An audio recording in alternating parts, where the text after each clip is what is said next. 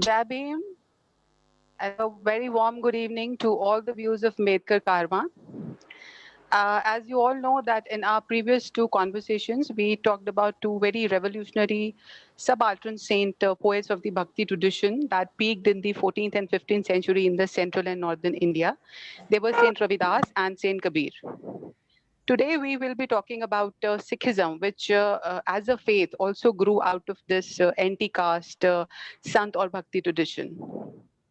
Sikhism as a faith was founded by Guru Nanak, who organized it into a religious movement in Punjab in the 16th and 17th centuries, changing the religious, social, and the political outlook of Punjab. Despite being born in an upper caste Khatri family, he campaigned for a universal religion that was based on justice and equality. He believed that love and compassion, for the fellow human beings, that should be the basis of any true religion. He showed no appreciation for the ruling, the classes, be it Hindus or Muslims, and he also displayed no sympathy for the religious elites. He discarded the Brahminical scriptures, their theories of incarnations, the idolatry, the idol worship, and also regarded with contempt the selfish priests who sold superstition and false hopes to the poor, uneducated masses. Guru Nanak's socio-religious vision was fundamentally very, very different from that of the Vedic Brahmanism, as the path shown by him was based on humanitarian concern, in which the theological aspect of the religion, was not separate from the sociological aspect. He also condemned the Brahminical, this notion of the material world as an illusion or Maya. And he explained that this world is a living reality and we cannot evade our family and social responsibilities. Guru Nanak's social to that of Kabir and Ravidas, whom he held in highest esteem. He challenged the caste system. He preferred to eat with the people, from the low classes, the untouchables, the low caste, in order to give them with a sense of confidence and dignity. He not only labored like them, but also along with them to earn his livelihood in a hard way. He believed in the dignity of labor. And he also emphasized that whatever one earns, even if it is small, one must share it with others. So this concept of sharing, this was a very big blow to the divisive aspect of the caste system of the Brahmanism. He also established the radical practice of eating in a common kitchen called langar, where everyone, could have their meals irrespective of any caste, class, religion, or gender. He campaigned for the, for the liberation of women, by providing them equal opportunities, like men were allowed in the society. And also he provided a very respectable place to women in the family structure and also outside in the society. Now, as a young, vibrant religion of the subcontinent, it has witnessed, Sikhism has witnessed very high and low points in its journey of 500 years. And so the Dalits of Punjab, who joined it in great numbers in the 17th century. And they experienced, the centuries-old denied dignity and equality within its egalitarian fold. Dalits, they played a very crucial and a central role in the establishment and consolidation of the Sikh tradition. But sadly, they came to be marginalized because even the Sikh tradition, it could not escape the trap of Brahmanism, like other ancient religions like Buddhism or Jainism. So this is the topic for today's discussion. We'll be talking about Sikhism from a Dalit's perspective. I am Dr. Amritsar Kaur, an orodental surgeon and a private practitioner, and I am your host for today's session. I hand it over to Dr. Kehal. Sir, please continue.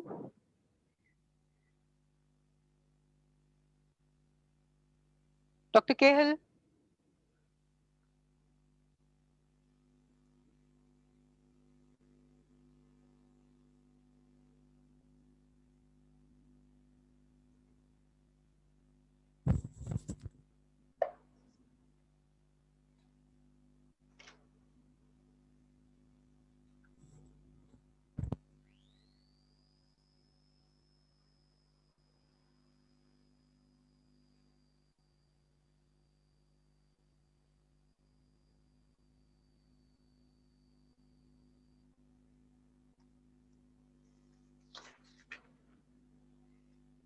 Hello.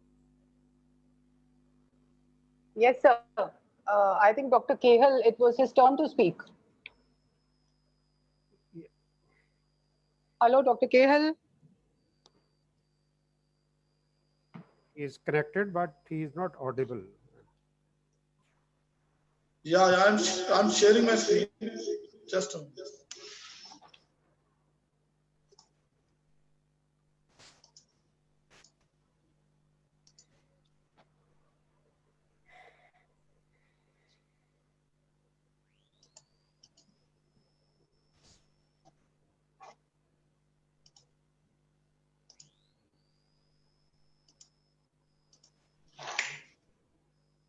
Yeah, I hope my screen is visible. Yes, it is. Yes.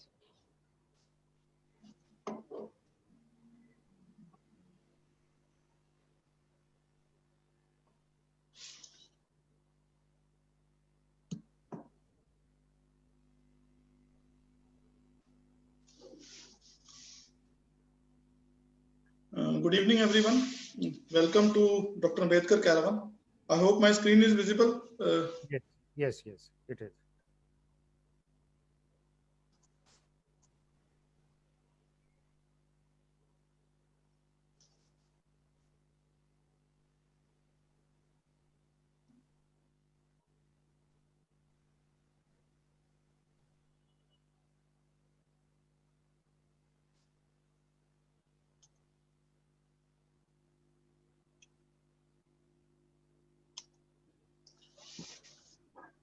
Yeah, I'm going to talk about the concept of Sikhism and casteism. How the Sikhism it separated from Hinduism, and the basic concept of how it separated because of casteism. And first of all, I'll be talking about the ideology of Sikhism, about a couple of shabads and hymns, and Dalit Sikhs, how is it relevant today? And there will be 13 number of slides, and my presentation is of about 10 minutes. So first of all, the quick facts about Sikhism. Sikhism believes in one God, and it is the fifth largest religion of the world. And of now, there are almost 27 million Sikhs worldwide.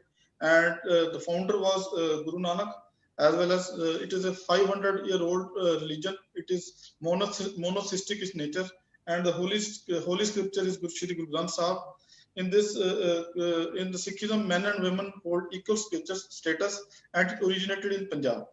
So the Bible of Sikhism is Guru Granth Sahib. It is as far as facts are concerned, it is of 14 and 30 pages, and around 6,000 shabads or hymns. And this is composed by 6 gurus, and out of the 6 gurus, out of the 10 gurus, only 6 gurus compose shabd and hymns of the Granth Sahib, and out of and 15 bhagas. And if we categorize bhagas into caste as well as the number of shabas, the most number of shabas was by Kabir. He contributed almost 534 shabas out of 6,000 shabas in Guru Granth Sahib. So almost 1/10 of Guru Granth Sahib is composed by Kabir's Bani, and he was as everybody knows that he was of lower caste. And out of the 15 bhagas, couple of them are Brahman, and and 2 of them belong to Muslim religion, and the other like Dhanna Jat, as well as Jaydev, Namdev, as well as Ravidas, Bhagat Sadhana, and Sen, they belong to lower caste. So Guru Granth Sahib, the same shabds and hymns in Guru Granth Sahib are mostly composed by poets and writers of lower caste. So we start from Guru Nanak Dev. He says that Niche andar neech jati, Niche hum hun ati hun नीची hun ati neech, Nanak tinke sang saath vadiya sayon ka rees, jithe neech sanman liya, jithe nadar teri bakshish. So he says, I am the lowest of the lowest caste, low, absolutely low. I am with the lowest in the companionship, not with so-called high. Blessed of God is where the lowly is scared. So Guru Nanak, he started his this religion with udasis, that is his travelers, and he used to stay at people of lower caste, which was prohibited in those times. And he also started the concept of langar with a common community kitchen, and every person who has to partake the langar, he had to sit in a queue, irrespective of his social as well as caste status. So the gurus, they led by example. The Guru Nanak, he himself also had professed dignity of labor, and you can see him working in fields with Bhai Lena. Then he also conferred equal status for men and women, and he also emphasized on community service. And you can see Guru Arjan Dev Ji serving the lepers. So the gurus, they demolished the system of lower and upper and caste, as well as the rich and the poor, by leading by example.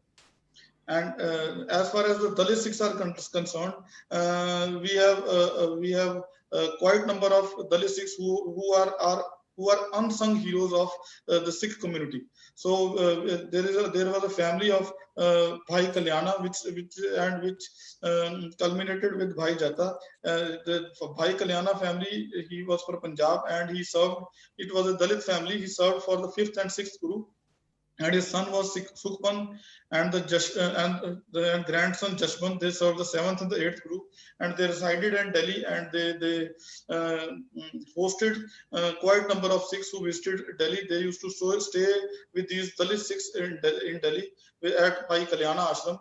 And their son Sadanand, he was a disciple of Guru Tegh Bahadur, and Bhai Jata, who is honored by, who was bestowed by the honor of taking Shri Guru Tegh Bahadur's severed head from Delhi all the way to Shri Anandpur Sahib.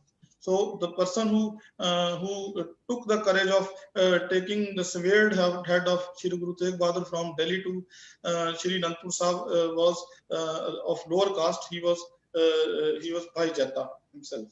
So when Bhai Jata, he took the severed head to Shri Anandpur Sahib and presented it to Guru Gobind Singh, he bestowed him the title of Bhai Jeevan Singh, and Guru Gobind Singh greeted him with Rangrete Guru Ko Bete, that is, the untouchables are Guru's own sons. And contrary stories of Bhai Lakhi Shah Vanzara, he was also from lower caste, and he took the other part of the body of Guru Tegh Bahadur to his own home at Delhi, and he doused this body and put this body to flames by burning his hut. So the body of Guru Tegh Bahadur, whether it was severed head or it was his whole body, it was bestowed to the lower caste for its disposal. So there are a number of Dalit warriors which are real unsung heroes of Sikhism, and our esteemed speaker Dr. Rajkumar Hans will be taking you to this narrative from the 15th, 16th centuries to up till now. He'll be talking about important Dalit warriors who are not being telling us history which is not being told to us till now. So the first of all was by Jeevan Singh, and Jeevan Singh was the same person who took Bhai Jata, and he fought the battle at Chamkaur Sahib, and because of his fighting, Guru Gobind Singh was able to escape to the Machiwada jungles and save his life. The other was Bir Singh Regreta, other one was Nibahu and Garja Singh. Dr. Rajkumar Hans will be talking about them in detail.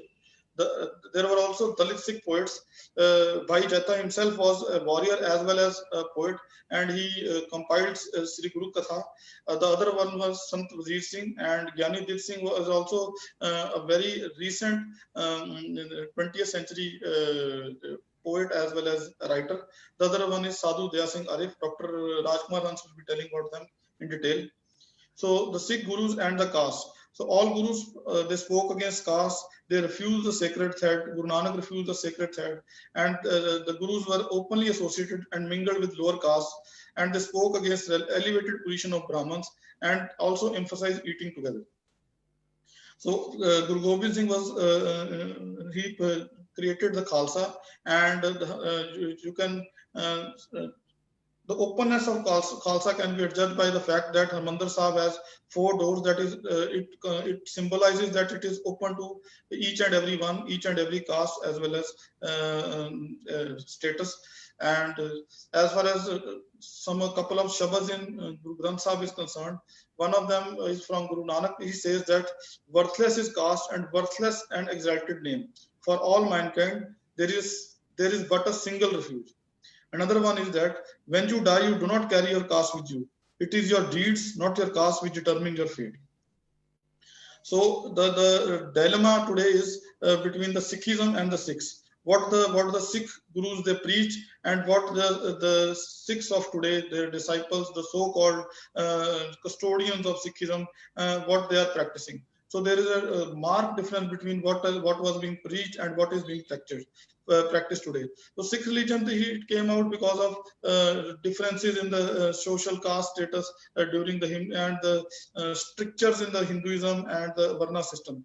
So, but because of the Brahminical adoption of the Brahminical system till today, of the Sikhism has probably plunged into deep into Brahminical pit.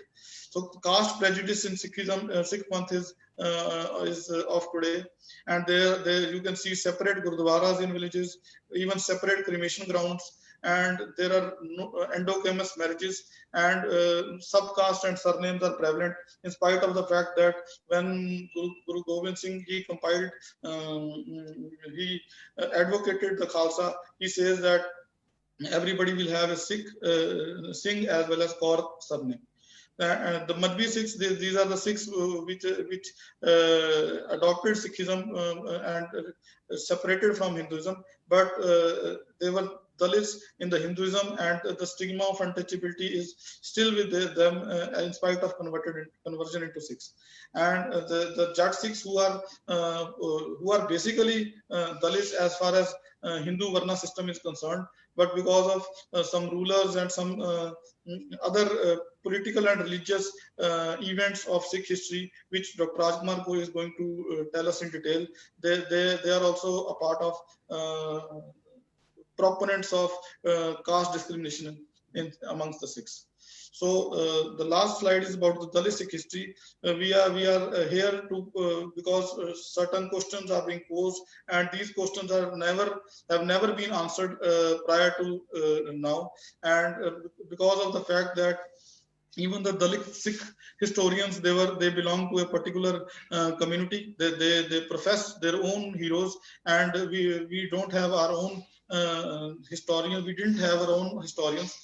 So we are going to present this new perspective. Our own historian, Dr. Rajkumar Hans, is going to answer these queries, that where does the Dalit history stand today, and why are some Sikhs considered to be second grade, and in spite of the fact that gurus profess that everybody is equal in Sikhism, why lower caste Sikhs face similar discrimination in spite of leaving Hinduism.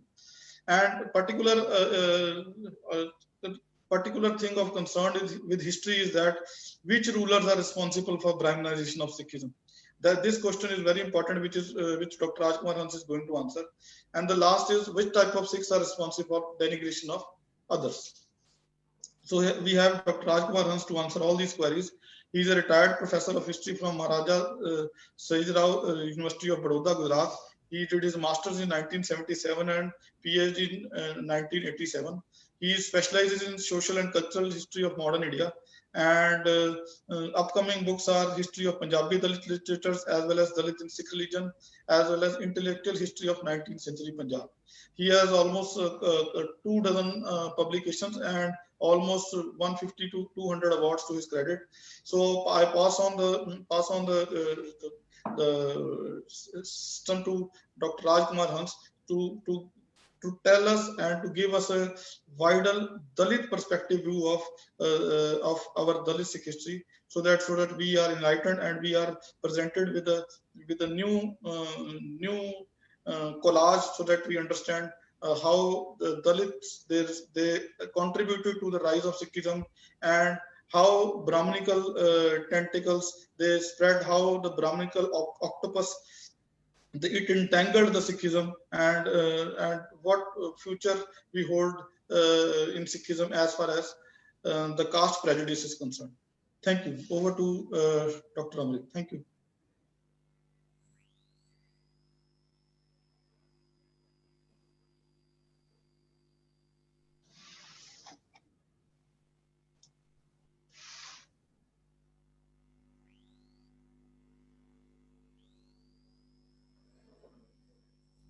Should I start? Okay. Thank you very much. Friends, my two young panelists, both are doctors, they fix the broken limbs. Dr. Amritpal is a dentist, so she is expert in fixing the maladies of teeth.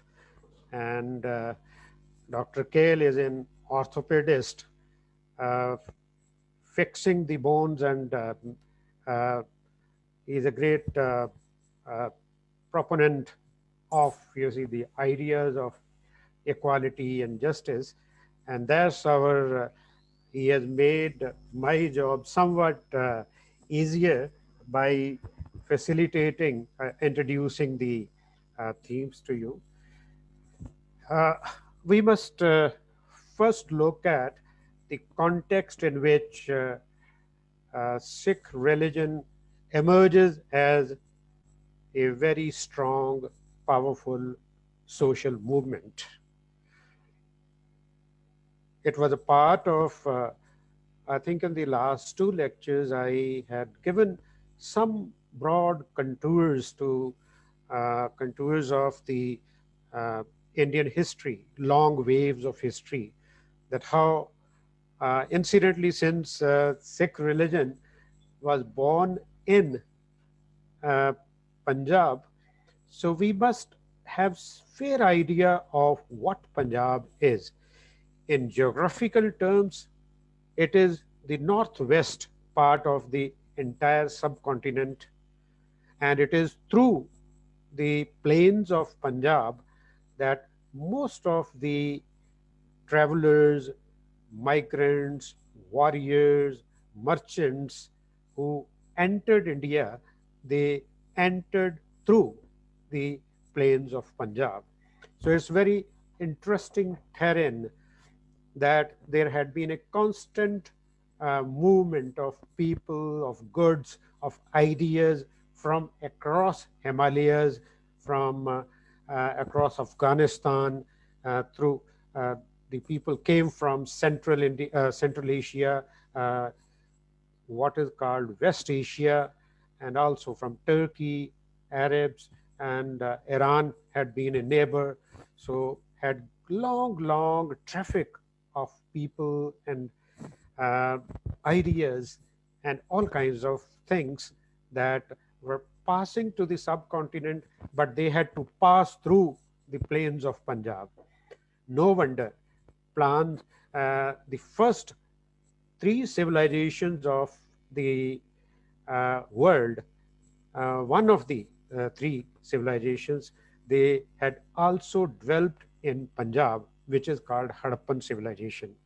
And as I had earlier, I'm only linking today's talk with the long waves of history, that how Baba Sahib, Dr. B.R. Ambedkar had looked at history in terms of revolutions and counter-revolutions. If Harappan civilization was a revolution in India's past and Indian history, then Aryans' entrance and their division of society into varnas and then caste was a counter-revolution. And it was not many centuries had passed, that another revolution had begun. That was the emergence of Tathagat Buddha, who uh, resisted, who opposed this kind of social divisions, which were not uh, indigenous to the subcontinent. It was brought from outside and introduced, it was imposed here. So that is also a long time, from almost 5th century BC down the line till 4th century AD. There were 800-900 years which were wonderful time for Indian society, when uh, Aryans or Brahmins had been knocked down, you see, from every corner of the country, but especially from Punjab, where they had composed their Vedas and so on, but they were pressed into the eastern part of the country beyond Yamuna and so on. So Punjab had uh, faced this kind of, you see, uh, demographic shifts and so on. It had never got, you see, used to any fixed ideas. And no wonder, as Brahmanism had revived after, say, decline of Buddhist thoughts uh, elsewhere in the country, but less to an extent, you see, within Punjab as well. There was arrival of Islam, which was again a very revolutionary uh, uh, kind of chapter in India's past. Uh, Today's rulers and dominant castes and dominant classes, they had always looked at uh, what is called, you see, medieval times or Islamic past as something retrogressive and very oppressive and so on. But in effect, it had been it played a revolutionary role in the history of India. It did so because they were the ones who, with the arrival of the Muslims, there were several kinds of changes had occurred. One was the urban expansion had taken place. The new ideas had come. It was a further setback to Brahmanical divisive ideas in terms of practices and so on.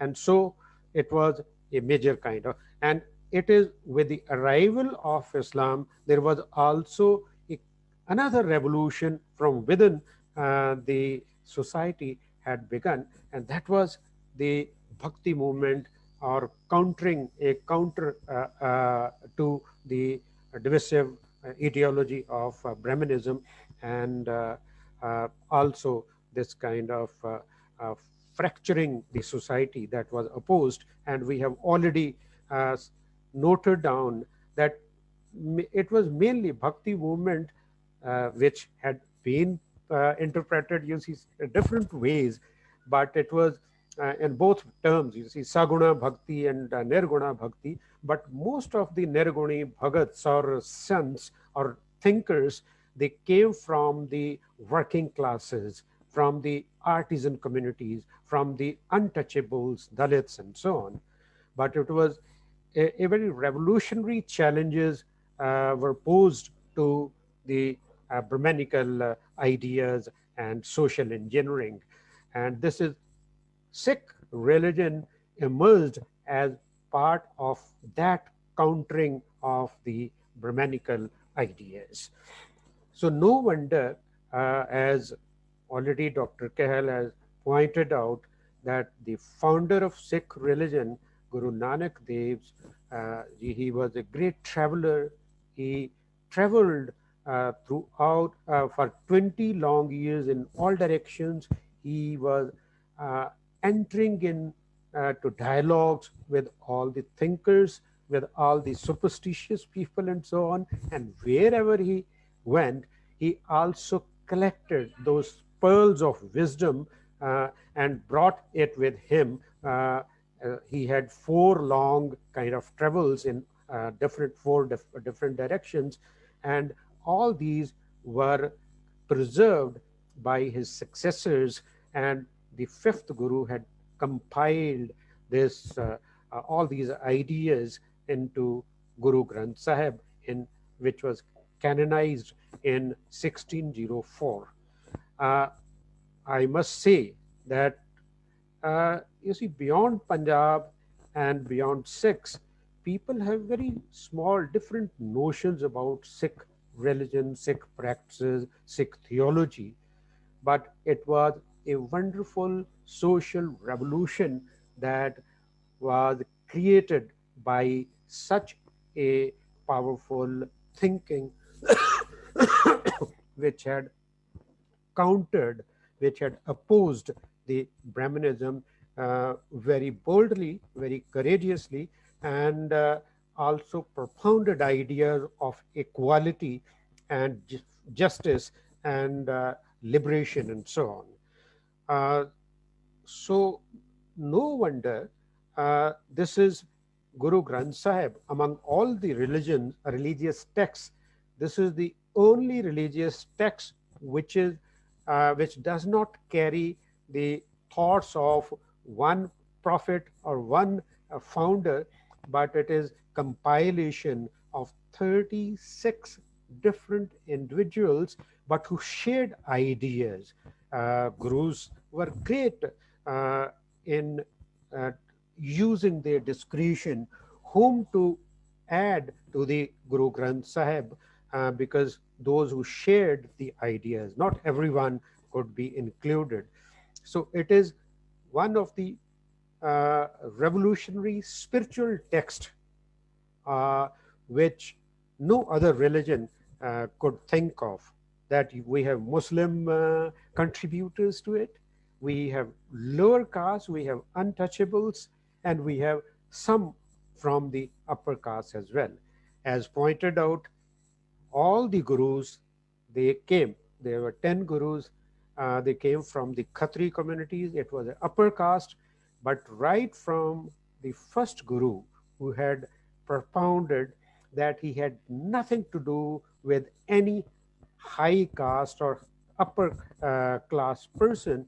There are legends, and he would have, you see, uh, uh, uh, his meetings and his uh, dinings with the lower caste communities. He would dine with carpenters, he would dine with the sweepers, he would dine with. So he had broken all those barriers which the human beings had created, or the Brahmins had created through the centuries. So much so that on the question of who would follow, uh, I was in 2014, there was a seminar in, there was a conference in Nottingham Trent University on these issues, on Dalit literatures and so on. So first day I had made presentations on Punjabi Dalit, some of the, few of the Dalit poets.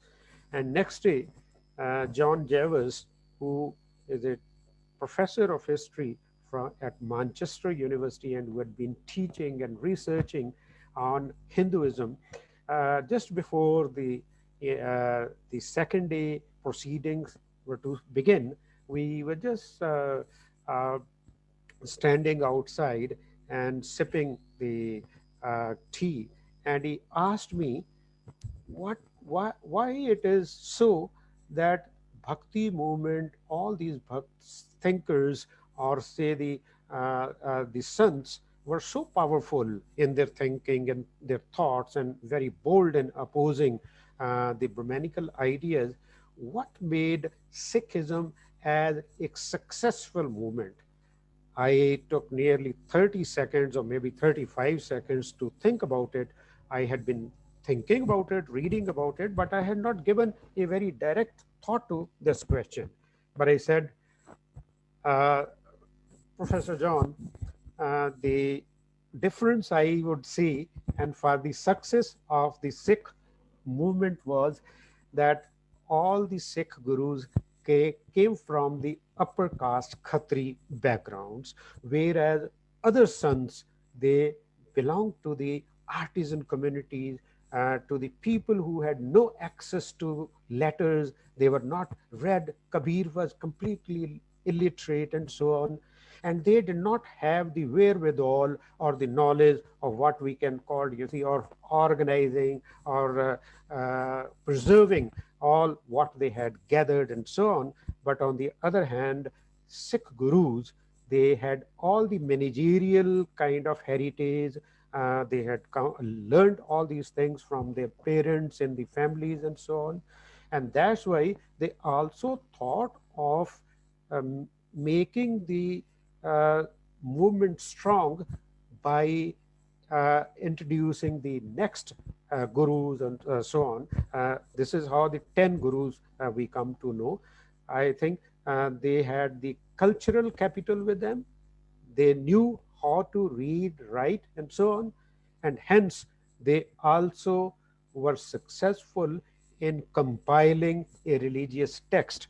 So it is the only that way a religion with the indigenous religion with a religious text. No other former religions had any kind of central text. That was one reason. So I'm saying Guru Granth Sahib makes it a very unique uh, experiment in the history of world religions, which was not only inclusive but also unique in propounding the ideas of equality and justice and challenging all uh, orders of oppression and injustices. And no wonder that it created such a powerful movement within 100 years of Guru Nanak's time, that when the third Guru, who was Guru Amar Das at Goindwal, uh, uh, the Brahmins and Khatris of Lahore and other places, they had made a representation to the ruler, the Emperor Akbar, that they are destroying our prestige and honor, how people would recognize as something, the elite people and so on. So it lesson must be taught to them. So much so that a small movement came to be looked at something a very with great hostility, and emperor was made a representation to, and so much so that no emperor or no ruler would tolerate any building up of such a resistance movement. They will not only think of Sikh movement in terms of social order, but since it was challenging the religious authorities and social ordering, they also saw it as a threat to their political rule. So hence, fifth Guru, who had compiled Guru Granth Sahib, was martyred on the banks of Ravi River in Lahore. And that, uh, that the process continued. And no wonder after that kind of martyrdom of the fifth Guru, his son, sixth Guru Hargobind, he had to wield, two authorities. One was Miri and Piri, both temporal authority and spiritual authority. Temporal authority was that one has to be armed oneself, and he was also imprisoned in the fort of Gwalior and so on. So a very peaceful movement, which was part in a way very large movement called the Bhakti Movement. It got somewhat, it was pushed towards militarization, and not that it had sought, some kind of weaponization to kill others, but only to defend themselves. Uh, so that is how this ninth Guru was also executed. Already reference has been made. Now it's very interesting.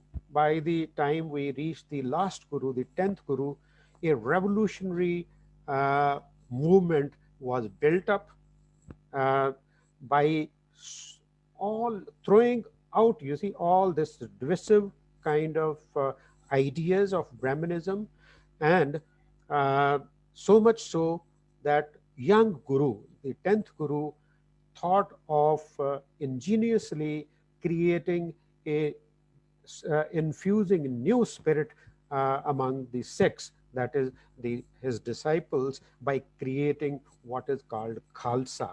Now, Khalsa is something called, as you see, pure. Khalsa was a term, it was a Persian term used by the emperor's rulers, as it was used in the revenue terms for those lands, agricultural land, from which the revenue would directly come to the coffers of the king. Otherwise, it was parceled out to the mansabdars or the zagirdars and so on. But pure, which was that was a term which Guru Gobind Singh had used it, and interestingly, when it was formed, or the first five beloveds, Panch Pyaras, they came from different caste communities. Only one was from the upper caste, that is Khatri.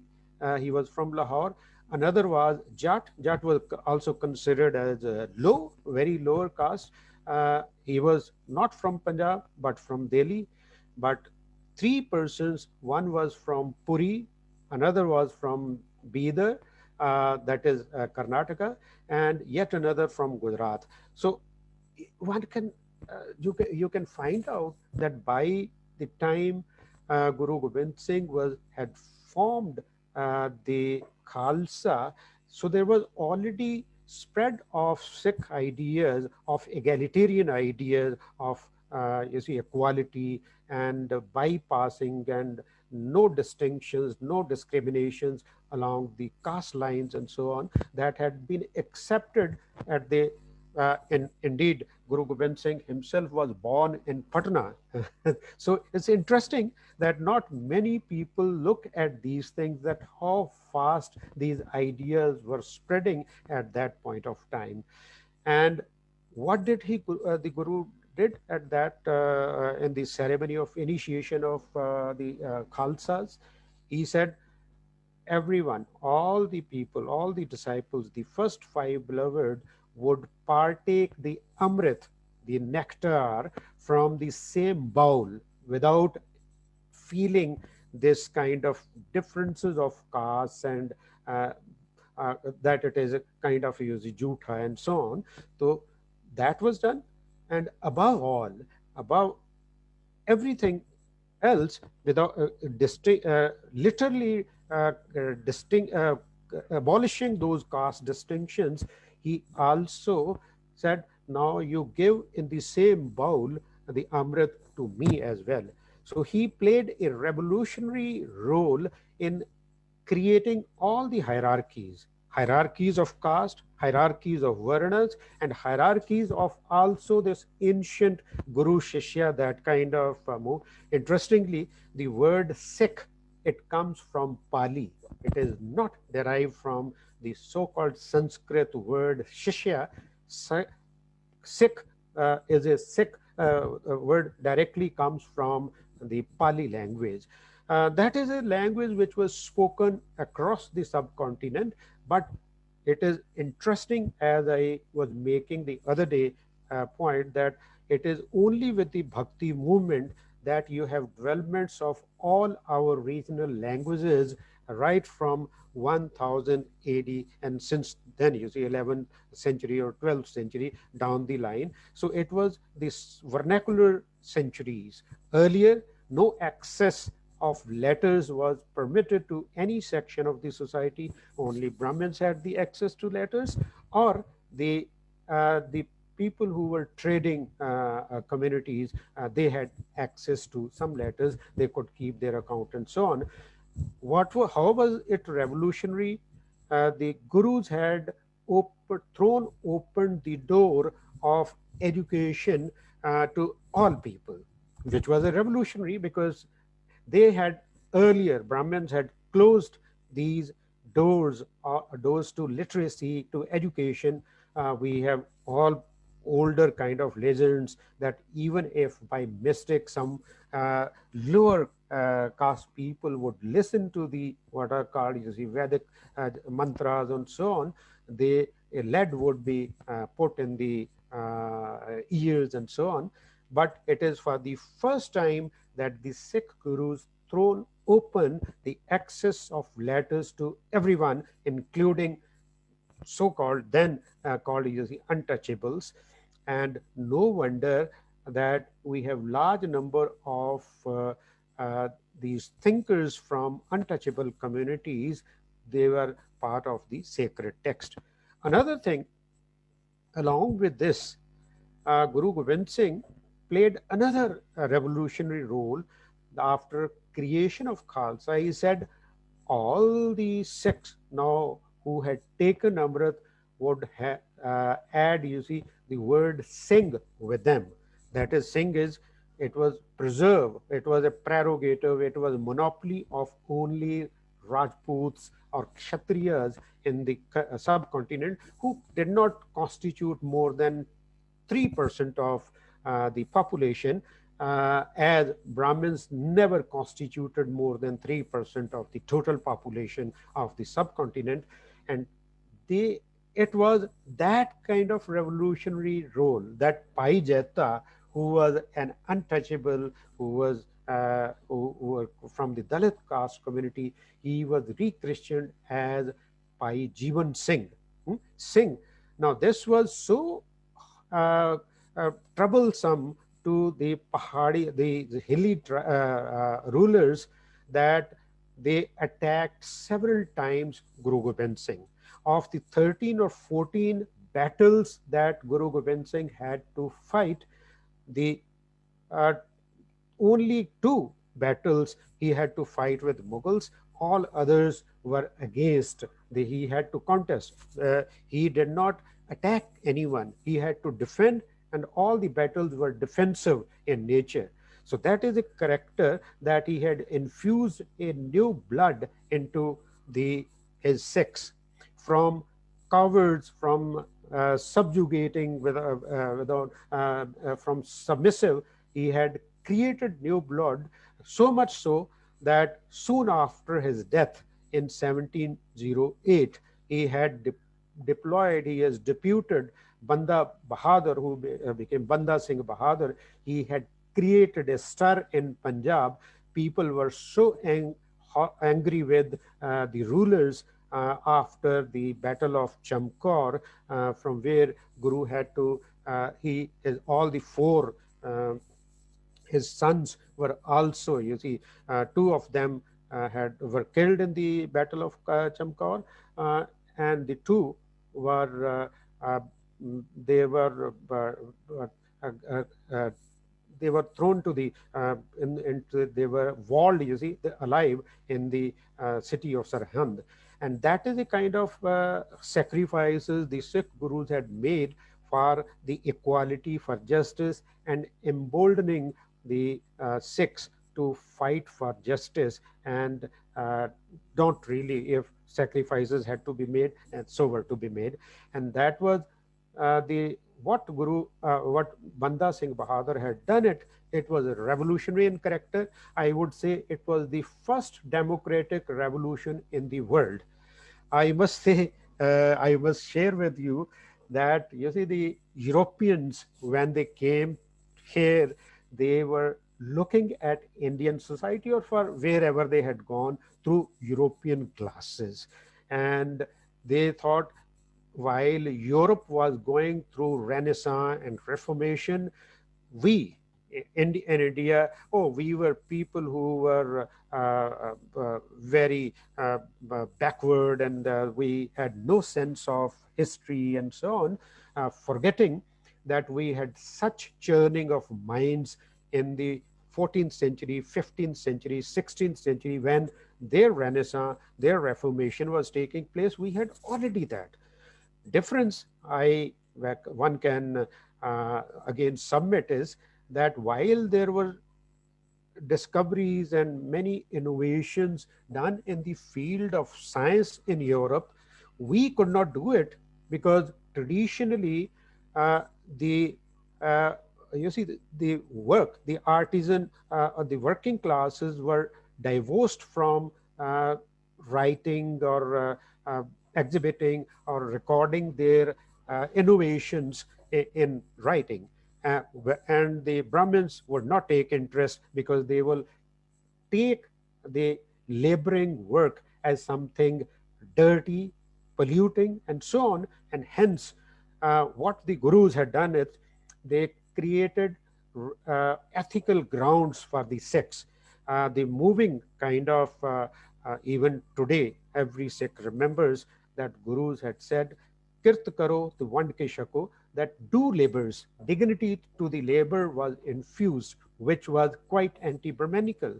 And if the access to the letters was open to the all people who became Sikh, that was another revolution. If this had happened before, actually the scientific discoveries or technological innovations which Indians had moved, and we know that how uh, uh, magnifying, towering structures of buildings and bridges we have all, you see, found right from ancient times down the line, but there was no kind of putting them in together as a body of literature, as scientific knowledge. And hence I would say the as we were enslaved by the Europeans, or so the British, and the enslaved minds, the Brahmins were the first to take advantage of the education and so on. And we were taught, we had been taught, you see, the Renaissance began with the in Bengal with Raja Ram Mohan Roy's and Vidyasagar and so on. What revolution, what kind of social movement was this? Because these were the issues only affecting the upper caste, mainly Brahmins and Kshatriyas. Widow remarriage was not no question for the majority of the people, or the sati was not performed by everyone. Only Brahmins and some of the Rajputs had been following it. So it was no Renaissance, but our Renaissance had taken place in the 14th century, 15th century, 16th century. These were revolutionary, in which the Sikh religion had also emerged. I must come to it that while this was 200 years time of gurus living kind of period, it was the period when most of the Sikhs had come from the lower caste communities. And uh, Jats, of course, who were also considered as low, they were Shudras.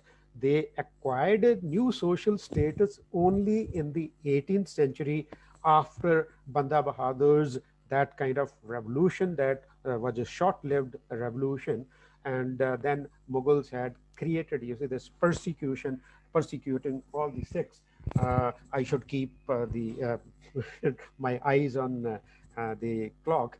Uh, so the about, you see, Banda Bahadur's the all the Persian writers of the times, they looked at this revolution with great contempt, and they said that in this times, wherever he had gone, created that their rule, the at the village level, all the authorities had given to the sweepers and the tanners and so on, and the lower caste communities had been empowered in such a way that we find shame of it.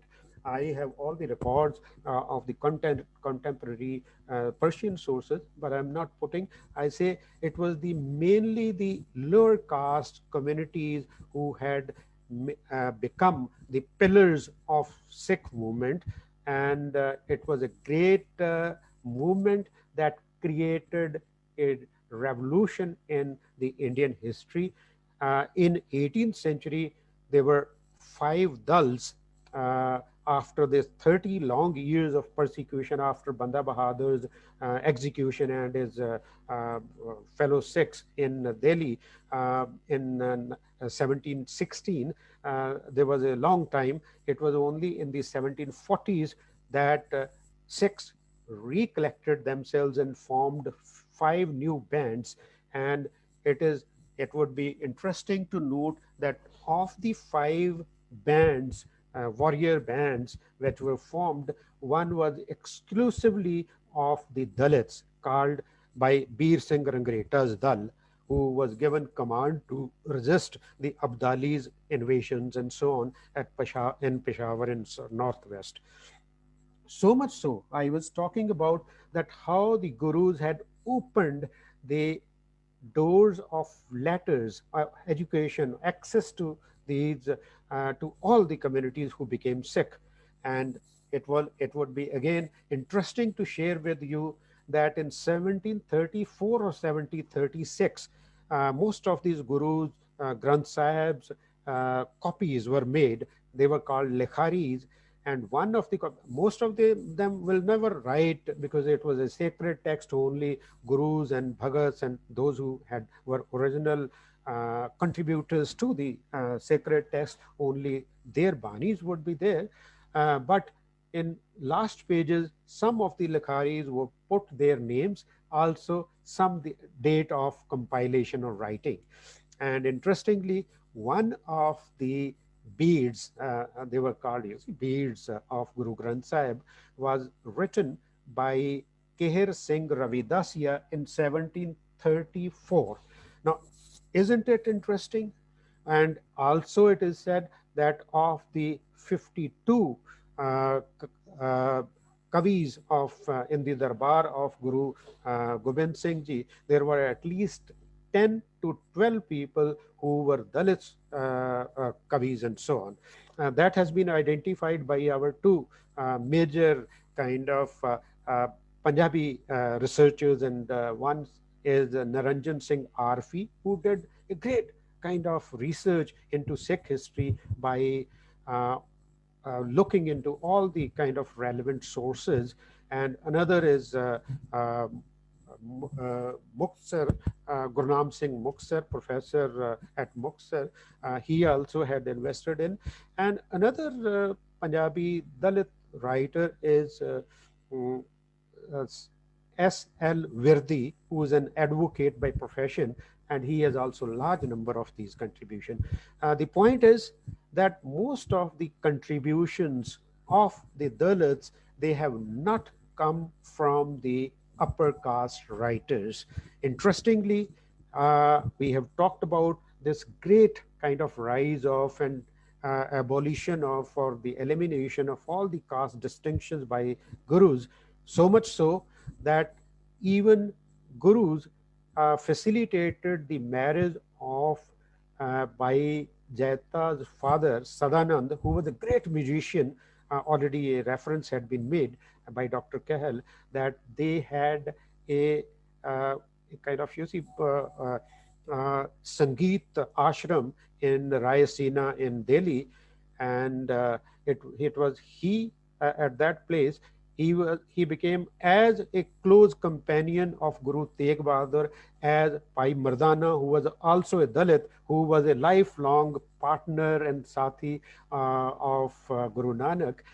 That is a kind of involvement of the Dalits in the Sikh religion, that not only as warriors and by the way, taking the sweared head of Guru Tegh Bahadur in 1675 from Chandni Chowk and Delhi, bringing it to all the time to Kiratpur, which is closer to Anandpur, was not a joke. It was a brave act by Jaita. No other caste community had done, you see, that shown such a bravery by bringing this weird head of. So it is a very long history of Sikh Dalits who had contributed heavily in the building up of the Sikh movement.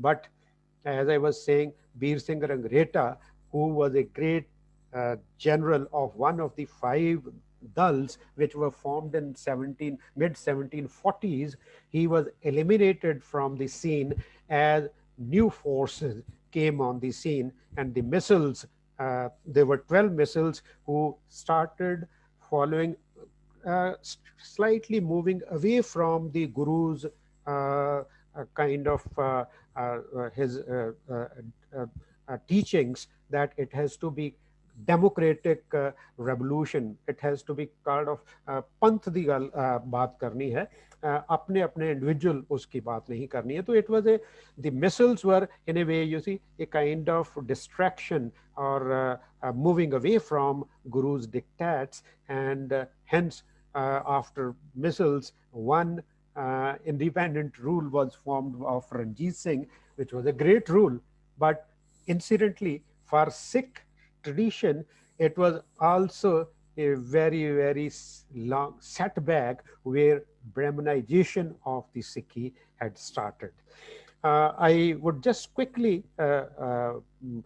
narrate this, that since doors to literacy and that had been opened for all the Sikhs, they were very profound thinkers who had become, who expressed their creative, literary creativity in words, have been there. And it is among all the languages of Indian languages, Punjabi Dalit literary creativity happened to be the oldest, strongest, and of intellectual kind. Already reference had been made to Pai Jaita's Shri Guru Katha. That was in the 1699 or 1700. That epic was written by Pai Jaita. Then in the last quarter of the 18th century, we have, you see, one another Dalit writer emerging, and during the Ranjit Singh's period, he is considered as the Lok Kavi, that he had become such a powerful, he had established his own deras where 5 of the upper caste, the people had come to live in his deras, and they also composed. He wrote in Braj, he wrote in Punjabi, and wonderful poetry full of knowledge and gyan and vigyan is by Sant Wazir Singh. It's a very big name, and now he has been recognized. But all the Sikh historians of literature or the historians, they never mention that. I could bring it out, you see, in the last few uh, decades or so since I started working. So he was in the 19th century contemporary, or he was in the period of Ranjit Singh's rule. Then we have a powerful literary creative writer, Pai Dit Singh, in the second half of the 19th century. He died in 1901. He is the pillar of the Singh Sabha movement, which was a revivalist movement, because Sikh religion was it was being engulfed by Brahmanical Leviathan or so on. So he was at Lahore. He was a great orator. He was a Sanskritist. He was a great writer. He was an orator. And he had a 3 kind of, you see, dialogues with that great Pandit, Dayanand Saraswati, at Lahore. And he also composed that, the Mera Sadhu Dayanand Ji Naal Samvad. So he left behind, by the time he died in 1901, he left behind 55 books to his credit. He was the first Punjabi Dalit, Punjabi Patrkar, or what is called journalist. He was editing Khalsa Darbar Akhbar for nearly till his death. And that is one. And I would say that it's interesting that first MBBS doctor happened to be his son, who had done his doctorate from England in 1906. It is for the entire subcontinent that we have a Dalit MBBS in as a Sikh, Baldev Singh, who was not allowed to continue his practice due to caste distinction and discrimination, but the ruler of Naba had helped him come to his state, but even there he was not accepted. Then he had went to New Zealand, where he practiced. That is a kind of a Brahmanization of Sikh religion that had taken place in 19th century with the establishment of the so-called Sikh rule, I would say, but Ranjit Singh's despotic rule, that Sikhi had a great setback, so much so that in the Sikh Gurdwaras, there were idols were placed and they were worshipped. And it is again 100 years of re-entry of Dalits in the Golden Temple, which was which was prohibited in the 19th century. With that setback to the Sikh religion, that we are on the 12th October this year, we are in a way commemorating that year, that it was the some of the three of the professors of Khalsa College, they had facilitated this kind of use, because they were not allowed to enter even the Gurudwara, the Golden Temple, the main Harimandir. So when they had entered, the priests had vanished. They had run away from the Golden Temple. So it is a very long struggle, but I would say we should not look at history in one kind of stream. It had ups, it had downs, and it had other kind of what you call the contours of life. So it's very there are other kind of details which are there. And Sikhism had been it's got afflicted by Brahmanism in such a way for last 200 years, that many Sikh scholars have written about it, though not most of the dominant tradition had tried to skip it, that there was no Jat Path and there was nothing kind of discrimination, but it's very much alive. Already Dr. Kehal had pointed out how there are separate gurdwaras on caste lines and so on, which is a big challenge, and we feel sad about it that it was there. One of the thinkers, one of the few thinkers, Sikh thinkers, he was professor, he was vice chancellor of Punjabi University, Patiala. He was also vice chancellor of another university. It was Jasbir Singh Ahluwalia. He had a book called Liberating Sikhism from the Sikhs.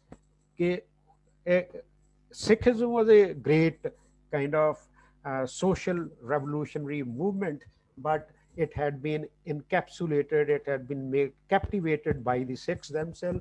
How to liberate Sikhism from the Sikhs, that is a very interesting book, carrying, you see, very weighty, because he wrote it philosophically. He was a very great thinker. He wrote also in Punjabi, but great lectures in English as well.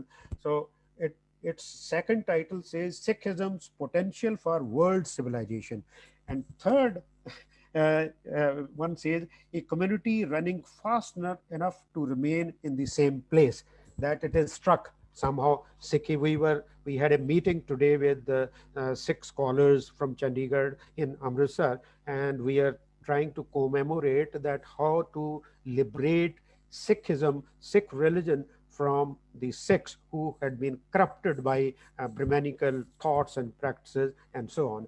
And I think I would stop here. There are, if you want to have look at, because it's part of my sustained research on the basis of the original primary sources of Sikh religion of Punjab and Punjab in Punjabi languages, in other languages, you can have my access to my writings on the academia.org, where some of my works are there, which are of academic nature, very dense in that kind of writing and so on. So I think I would stop here. I have only opened up, you see, two kind of major areas, that it was the one of the, that in the warfare they were the builders of Sikh religion in a way, and in the creativity also they were great, and in religion, that's why they came to be also given a new name, a new identity called Madhabi. Madhabi, those who मजहब को पालने वालों, उनको कहा गया, और नहीं किसी को, सिर्फ दलितों को खिताब दिया गया by the gurus. That is not something very small in nature. So I will stop here. If there are questions, I would love to go through. Thank you very much. Thank you, Professor Rajkumar, for giving an in-depth view, and it is a real eye-opener for us. Eye-opener about a couple of things which we read in our school times. Just an example that we thought that Maharaja Ranjit Singh rule was a golden era of Sikhism, but when we get to know about from our own professors, our own thinkers, that it was a rather Brahminical. It introduced the Brahminical injection to Sikhism, and we need to exhume our Dalit Sikh warriors, Dalit Sikh thinkers to see Sikhism in new from a new set of spectacles. So I thanks Dr. Rajkumar, and I wish to tell all the readers that Dr. Rajkumar Hans has a couple of essays as well as chapters in this Dalit Sikh history. You can search them on the net. They are very good and worth reading, and it is they are self-explanatory. So one of the most sought after question for Dr. Rajkumar Hans is about Dr. Ambedkar and the Sikhism.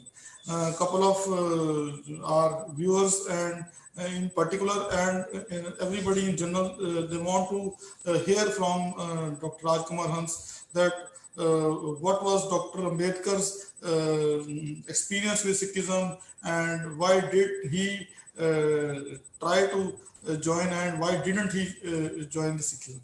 And we need a couple of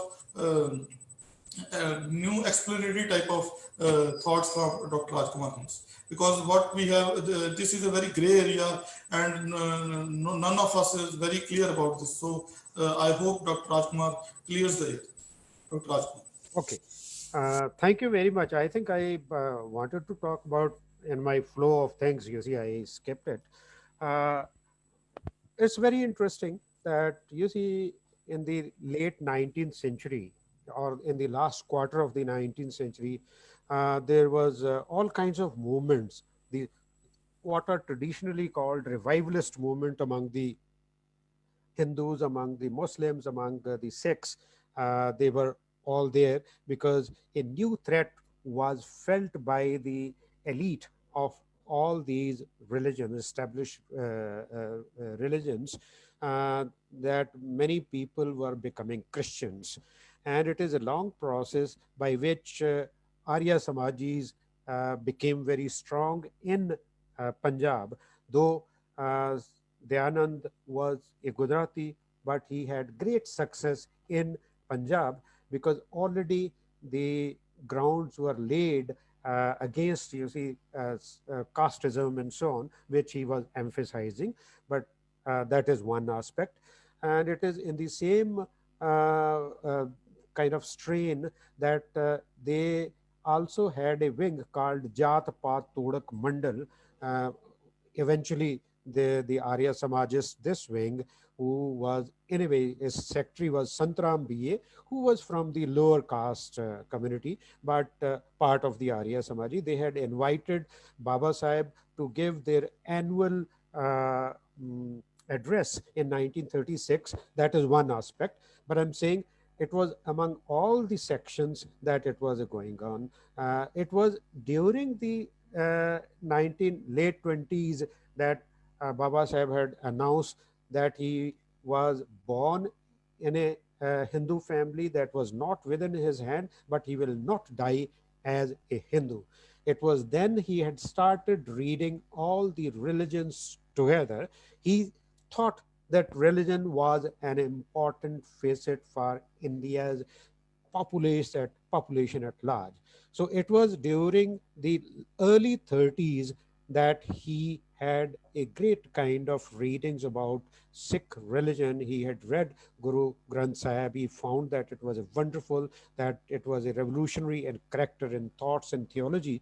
But he had also accessed in 1930s that there were all kind of, you see, these meetings were going on between the Sikh leaders here in 1934 or 35 or so on, where he thought of bringing all the Dalits of India to the Sikh fold, but he gradually found out that in the practice, Sikh religion was no different from Hindu religion. It was such a close association that he had brought his um, nephew, and he became Sikh in the Darbar Sahib, but he was also incidentally in those times he was founder and designer of Sikh Khalsa College of Bombay. It was his kind of, he was such a close association with Sikh religion that he wanted all the Dalits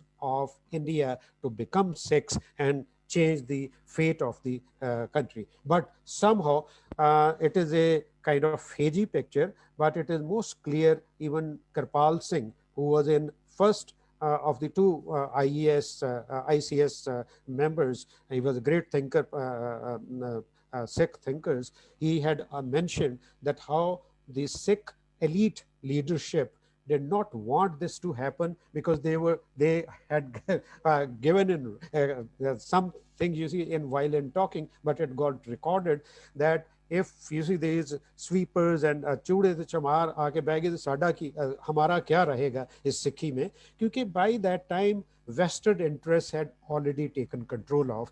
And moreover, when our Dharma movement was in full kind of, you see, is in the highest peak, that was the time when Baba Sahib was contemplating to join most of the Dalits in Sikhi, but he was also made aware of by some of the Adi Dharmi kind of leaders that look, you only have some notion, but we live that, you see, caste practices in villages and so on. So please rethink about it. So it is after that kind of from both the ends, because it was sabotaged by the Sikh elite leadership at that time, and he was also made aware of the social practices, the life world of the Sikhs, that it was no different from the Hindu religion. So finally he had closed this chapter, and only after 20 years of this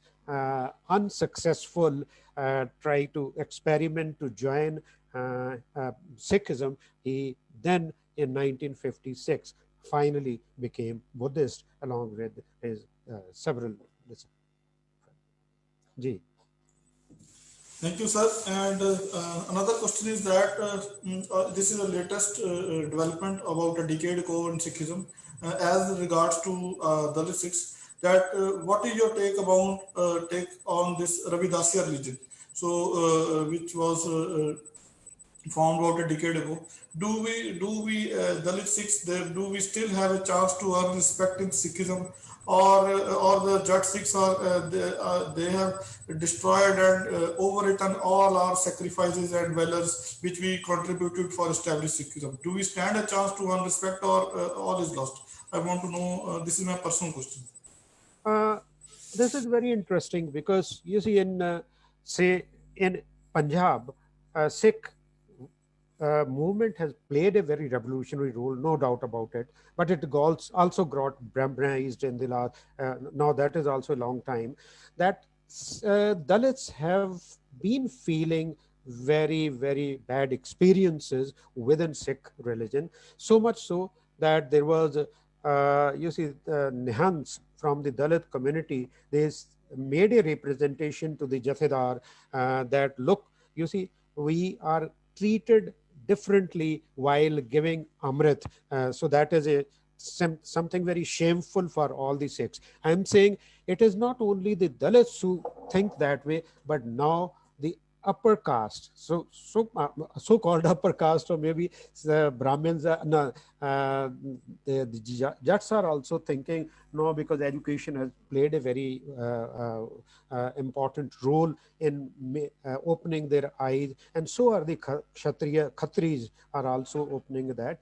It has become a question of survival for the Sikhs.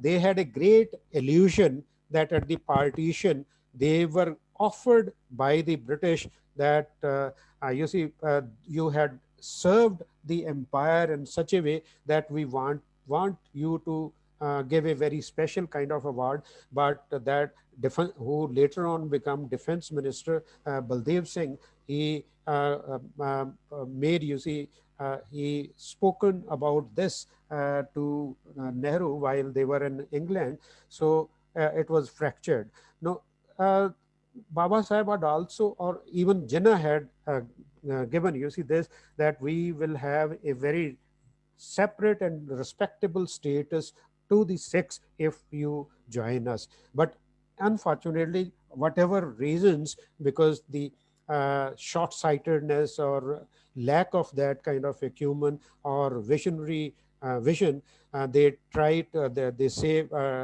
they also not only joined, they became part of India, but also in a way, later on, you see, made separated Punjabi in the Punjabi Suba movement and so on.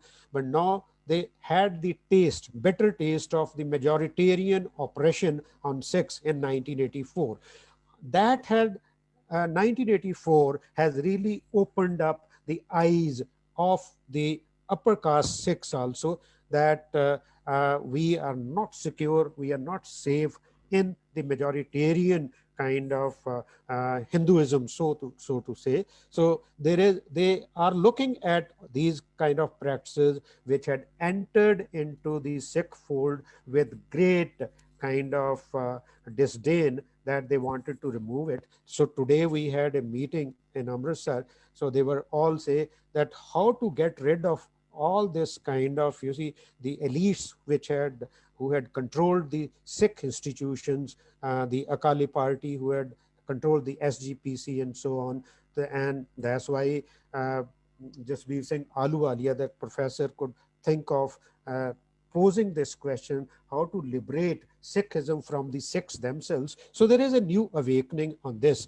And I think there is a great hope that if all the Sikhs together, so it's not a question of only Dalit Sikhs, but all the Sikhs, if they want to have respectable space for their religion, which is a very wonderful religion, and if they want to save, they must get rid of all these caste distinctions and also control over the resources, whether these are land resources or they are the religious resources or the political hold over the power of, say, Punjab.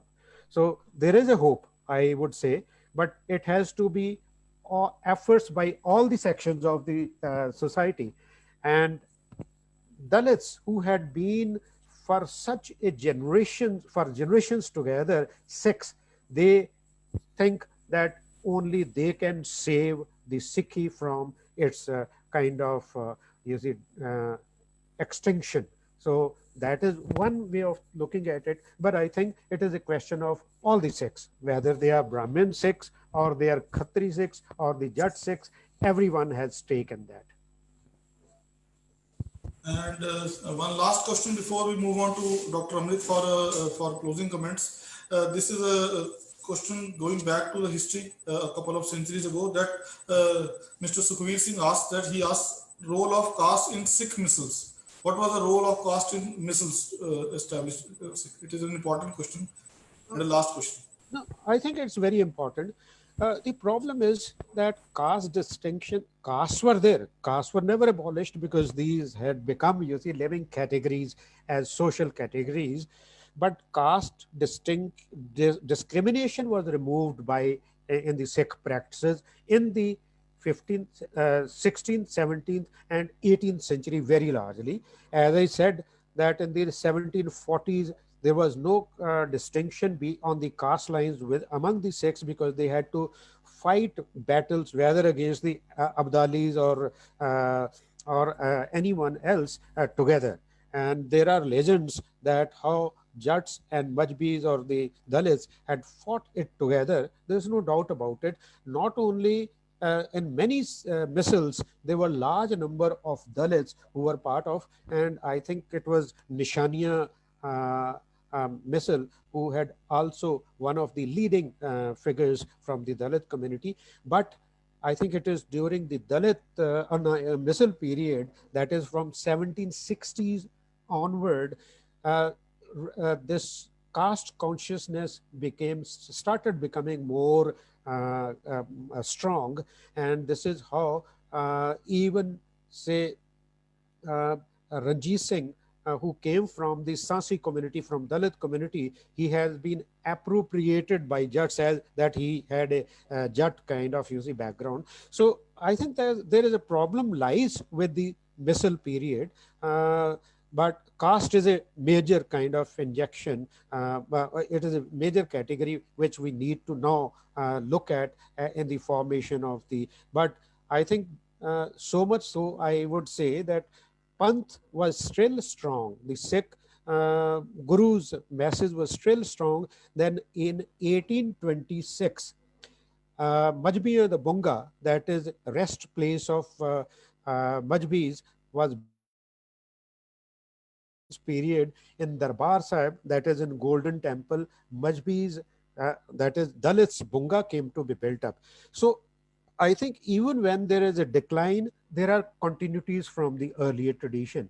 So it is only by the mid 19th century when uh, Sikh movement got, more and more Brahmanized. So that distinction we must make. So we should not mix up, the entire Sikh history as not free from the caste and as always living the caste. So we must save itself by going back to the what are called essentials of the Guru's teachings. Thank you, Dr. Rajkumar, for an in detail view. We already have a request for another discussion on this topic, and our viewers are very inquisitive about this topic. This is a new topic as far as Dalit Sikh history is concerned, and each one of us at Ambedkar Karwan is very eager to know about this aspect of Sikhism. We have been deprived of our own history, and we are proud of you, Dr. Hans, that you have exhumed our Dalit heroes, and we wish to have a detailed discussion another time, and we'll inform our readers in advance, viewers in advance, so that they can put their questions. And now I like to pass on to Dr. Amrit. She's a busy dental surgeon from Jalandhar, and she has done wonderful research in Dalit and Dalit women issues, and she has mastered and specialized in Dalit women issues, and she has a couple of very good articles. Many of them are already published, and many of them are in the pipeline. We have great hopes from her, and I pass on to Dr. Amrit for closing comments. Dr. Amrit. Thank you. Kindly unmute your mic. Me? Okay. No, Dr. Amrit. Okay. Yes, am I audible? Yeah. Yeah. Okay. Okay, thank you, Dr. Kehal. If we have some time, I have a question for Professor Hans. Yeah, One sure, question. sure, why not? Sure. Sir, do we,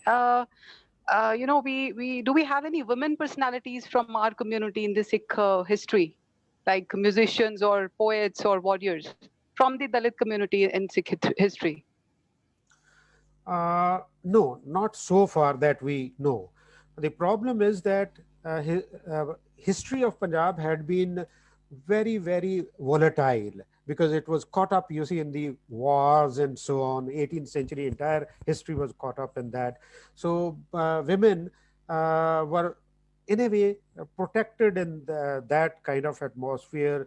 All the women, most of the Khatri women or Jat women and whatever, because we must keep in mind that we were living in very times of upheavals. And even when Ranjit Singh's period, we have a kind of settled down.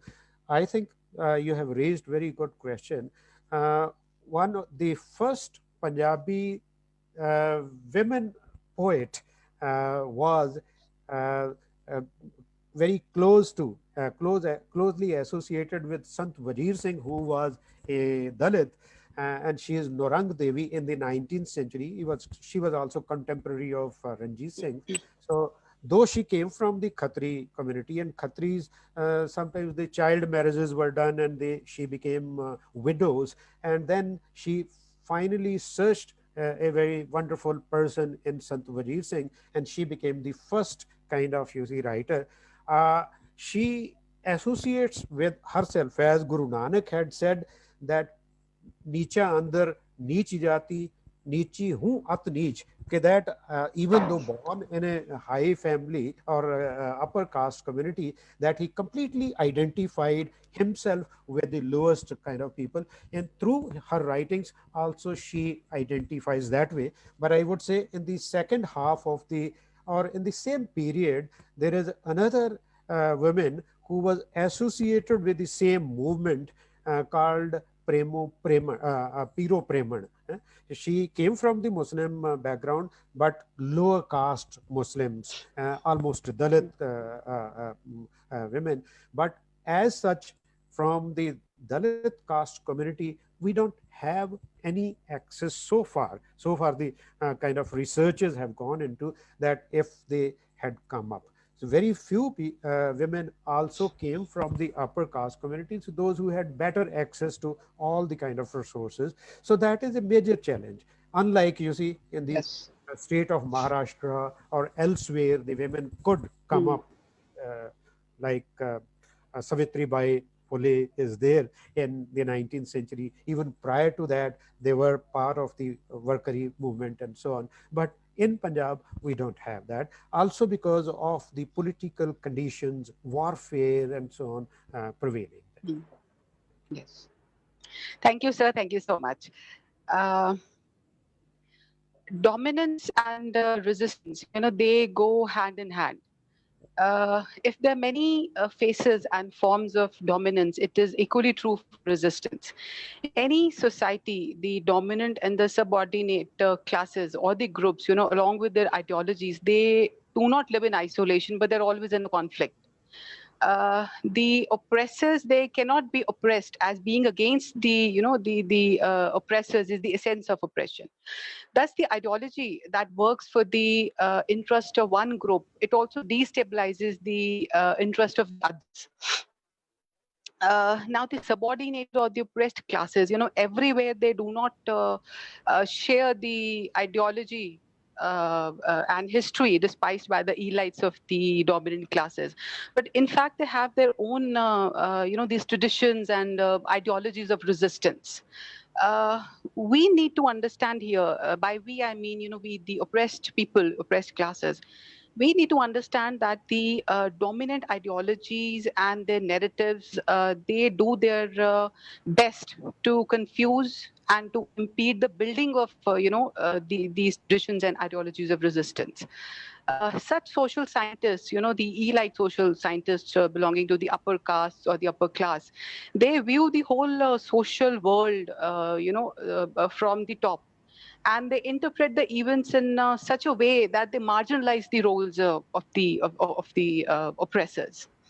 The dominant ideologies, they also deny the subordinates a very critical understanding of the protest that can enable them to transform their oppression into a larger moral force that would reconstruct the society or reconstruct the whole world and make it more egalitarian. Their motive, that it is basically to conceal the social, the economic, the political domination that actually perpetuates ignorance, disunity, mental slavery, mental lethargy among the oppressors. And they also make sure that the oppressed classes, they do not see through their ideology of hegemony. Because if that happens, the oppressed people, they will unite and they will engage in the social struggle for liberation, which actually these dominant groups, they fear. Uh, Hegemony, it is the process through which the oppressors, they brainwash and they propagandize, the innocent masses in a very peaceful way, using everything they have, like the religious institutions, the political parties, the academia, the media, the art, literature. They own everything. So they collectively present their ideology of hegemony in a very, very natural and a good way. that generates, respect for their established order. But it also creates an atmosphere of submission, amongst the oppressed people. Now, we as oppressed people, what we should do, especially in today's time, in the kind of communal atmosphere, that we are facing, we should unite to build a counterculture that is based on inclusive and a more egalitarian ideology borrowed from our own revolutionary subaltern figures or the personalities. This kind of culture, it will have the that moral resistance that will actually have the ability to destabilize, deconstruct, and to de-Brahmanize the whole Indian history, which is the need of the hour. To de-Brahmanize the whole Indian history, to bring out the real history, the actual history to the forefront. So before signing off, I would like to read a small poem by Sant Ram Udasi, who was one of the major Punjabi Dalit poets emerging out of the Naxalite movement in the Indian Punjab towards 1960s.